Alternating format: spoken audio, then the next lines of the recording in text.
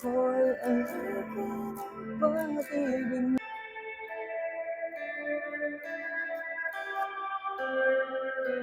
December Avenue tong song na to. First time ko siya narinig talaga nung nag-concert sila dito. Padaan sila ng mga city fiesta sa Butuan City. Nung first ko narinig to, iba pa rin talaga sa personal kasi sobrang nostalgic ng dating niya. So, parang angelic, parang ginagamit siya ng mga reverb. By the way, reverb pa lang ginagamit dito na effects ng December Avenue. So, first thing talaga, parang maglilid ka ng gitara, alam mo yung chords. Yung chords nito pala ay F, tsaka E minor 7,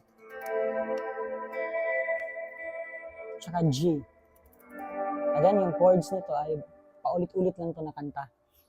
Hindi siya kayang kunin sa open chords inversion ng mga chords. Ano yung mga open chords inversion? Yun yung mga chords na nasa open na walang, meron tayong kapo. Yung kapo, ginagamit siya, yung beginners pa lang tayo sa guitar, ginagamit siya para makuha natin yung, kasi mahirap kasi yung mga bar chords, diba?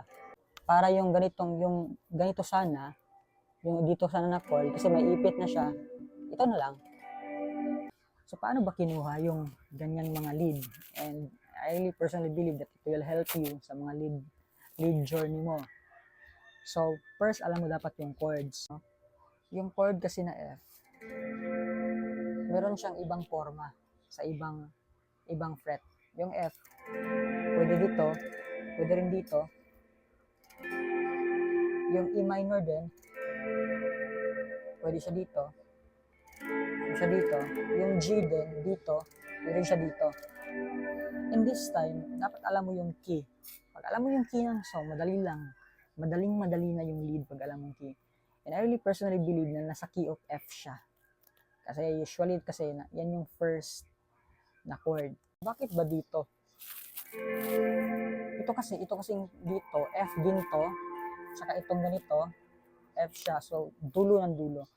So, dito siya nagsimula ng F, matatapos siya dito. Pwede rin siya i-continue sa another inversion. So, pwede dito, kung dito yung F, dito na naman yung another F.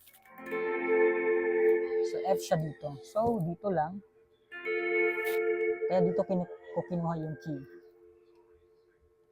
Yung lead. Diba dito yon?